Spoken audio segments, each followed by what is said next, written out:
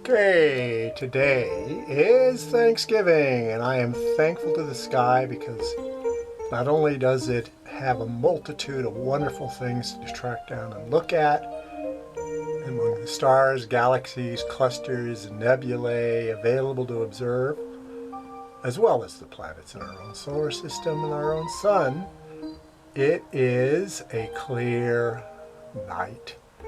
And it's only an hour after sunset. I can still see the glow to the southwest, and I'm already getting a pretty decent view of bellwether galaxy NGC 7445, which means it's a promising night. One of the first things I'm going to do is go back to 7320 and see if now that I'm going to do a synchronization on this galaxy, and then I'm going to go back to the Quintet, Stephan's Quintet, and see where it centers, because I had a lot of difficulty last night ascertaining exactly which among the dozen or so galaxies and several groups of galaxies was actually Stephan's Quintet. So I need to do a little confirmation. But right now, it's a very promising view of 7448.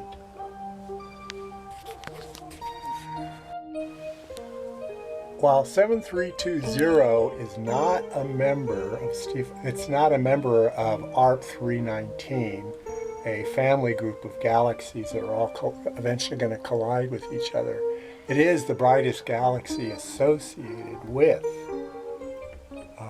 Stephan's Quintet.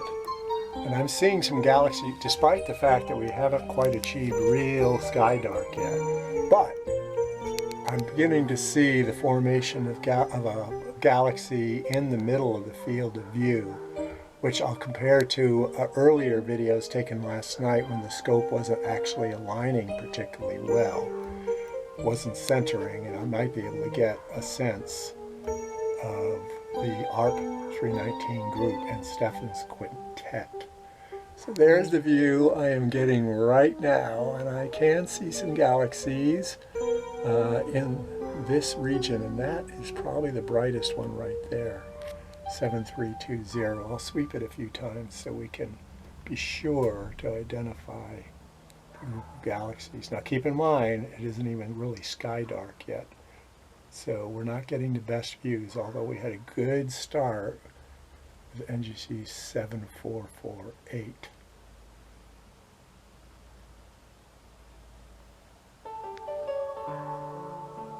Okay, I have a number of other galaxies I need to swing to this evening in order to progress throughout the observing season, and that's where I'll be off to next.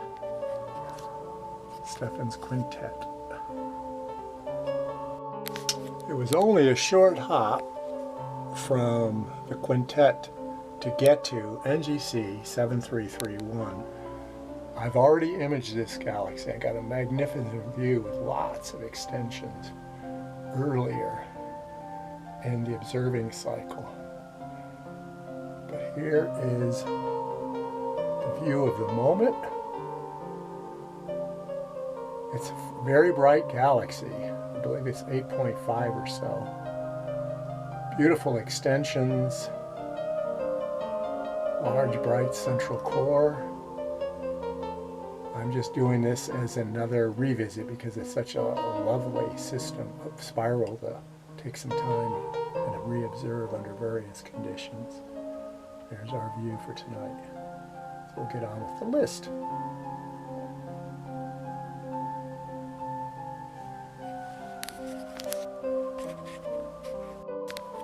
NGC 7457, Galaxy in Pegasus. There's lots of them there. This one's a magnitude 11.2, fairly large, 4 by 2.3 arc minutes. It's a spiral. The capital O usually indicates that it's a fulsome spiral. It doesn't have spiral arms. It's at a distance of 40 million light years. And we're going to get our look now. And I carefully center the camera on the screen. Of course, it's got a very bright core. with extensions to the 1 and 7 o'clock position. I'll sweep it a few times. Slightly oblate. Impressive, like 7448. Fulsome. Beautiful.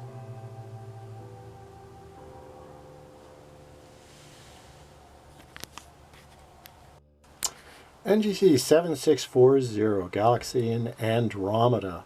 Brightish, magnitude 11.3, but very low surface brightness. Look at the size of that thing, 10 by 1.9 arc minutes. It's an S capital B, BC, spiral, with extended spiral arms plus a large aureole of extensions, 29 million light years distant. Now, this one could be a bit challenging because of its low average surface brightness. I'm seeing it in the center of the screen, but unfortunately it's not nearly as spectacular as I'd hoped. May have to revisit this one later. Yeah, I can see the core. Core is right here. It's an edge on, very long. Boy, I've got this thing maxed out at very low average surface brightness. Anyway, I'll have to check out the image later and also check it one more time before I knock off going to the east, because there's a couple things to the west I need to check out too. But since the scope was towards the east for my last series of alignments, which I made some interesting adjustments to the azimuth and declination, I want to get these easterly galaxies first. Oh, there. Best, right there on the edge of the band that the handheld camera tends to create. Boy, I'm really beginning to see that galaxy extending now. I'm going to go ahead and image it one more time. As the sky darkens, this baby is very extended, very edge on. Faint core. There's a faint core. So we'll try to come back to it one more time, as I said. That'll make 3, and maybe that'll be the cat's meow. All right, now I'm on to a planetary nebula. Okay, while we're waiting for the database to fetch, 7662 is a planetary nebula in Andromeda, magnitude 8.6, bright, tight, 17 by 14 arc seconds. The central star is magnitude 14, it's 6,400 light years distant, and it's right in the middle of the field of view. Look how intense that baby is, and so intense we can't even make out the central star. I'd probably have to revisit this at a lower setting, but I don't want to change the setting since I'm primarily doing galaxies this evening. But that's it. It locked right in. I'm really pleased. I haven't really even had to synchronize anything yet in terms of the alignment. I must have gotten pretty close to the ideal of azimuth and declination. And I did that by noticing drift of Jupiter and stars and making very small motions to recenter it. And that seems to have been the cat's meow, but I still may have to change those stepper motor parameters. For the record, NGC 7686, open cluster Andromeda, magnitude 5.6 collectively. Brightest star seems to be magnitude 6.2, so it's dominated by one star. 15 arc minutes, there's about 20 stars.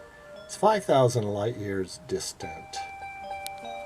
And there we have again, and we can see that dominating central star, which puts off most of the light.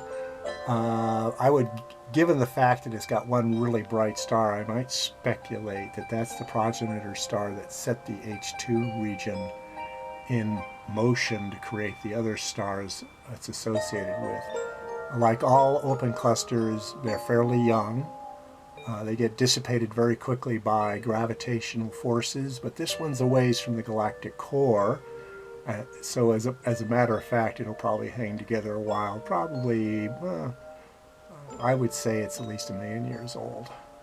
And there's our view. A sprinkling of stars all over the screen. Well, I've imaged this particular galaxy before, NGC 278, when I did the Andromeda family of galaxies. This is not an Andromeda family galaxy, but it is in Cassiopeia, not far from two of the more remote members, satellite members of M31. This one's magnitude 10.8, face on 2.4 by 2.4 arc minutes. It's a spiral. It's a class BB, which means it has spiral arms, but it also has a good extension of stars outside of the spiral arms, like our own galaxy and like M31. It's 39 million light years distant. And that is a very nice galaxy. Although it's looking a bit more extended and edge on than is suggested by its size. It looks like the 6 to 12 axis is quite a bit, or at least visibly more extensive. And it looks like there's hints of a spiral arm going up to the 12 o'clock position, so it might be a little left or right-handed in a sense. Very nice view. I like the stars around it. Very nice pattern. Nice to have another look at this one, and it's getting very close to being hidden by the observatory roof, so I'm glad I caught it when I did. Well, NGC 404 is a galaxy in Andromeda. Its magnitude's 10.3, nearly face-on, 4.3 by 3.9 arc minutes, and elliptical. And it's nearby, must be a member of the local group, 10.1 million light years. I'm not sure about that. It may be outside the bounds of the local group, but we'll have to look online for that information. However, it's near a very bright star. I will have to tell you what it is by looking at a chart, but look at the galaxy and you can see the bright star in its neighborhood. It's got to be like, maybe, could even be Alpheratz for all I know. I normally don't do alignments with very high, I do them with very fast shutter speeds. So I would not have noticed this when doing alignments. But the galaxy is so close, and it'd be a great one for amateur astronomers that want to learn to find their way around the night sky. I know one of the things I always looked for at the time was the fact that there were neighboring stars, and then because I had a push-to mount, I had to push it myself. I could go north, south, east, or west in a particular direction to find. That's a beautiful galaxy, though. Wow. Nice extensions, bright central core, elliptical. Very nice.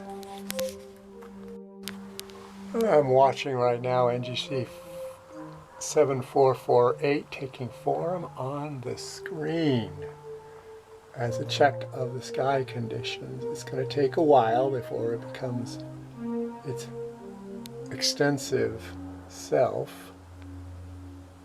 And I want to do this before I go back to that other galaxy that I mentioned earlier that was so edge-on and diaphanous. I think it was 7760, but I have to check my chart. There's our view.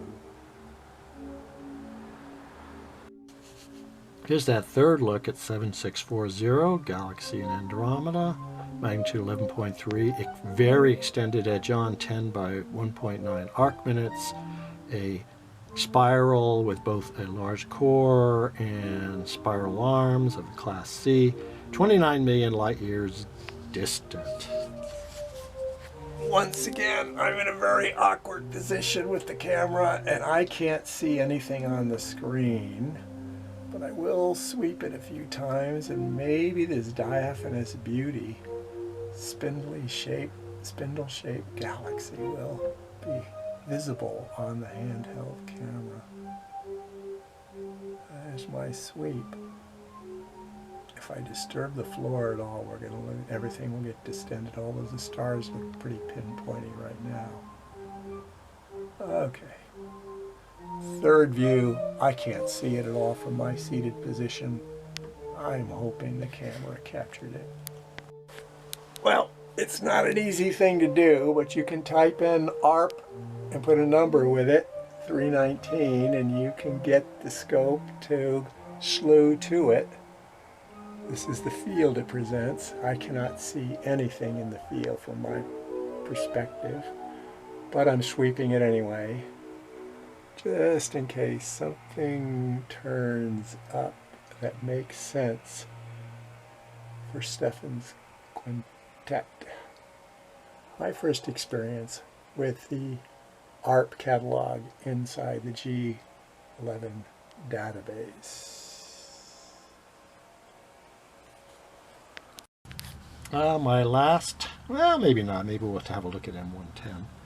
NGC 7217, Galaxy in Pegasus, magnitude 10.1, fairly large, 4 by 3.4 arc minutes. It's a spindly spiral, it's a class B, 47 million light years distant, and I cannot see the screen at all. All I can do is sweep the camera over it the best as I can and hope that we actually see the galaxy, because this thing is almost straight overhead, and the scope wants to pole flip soon.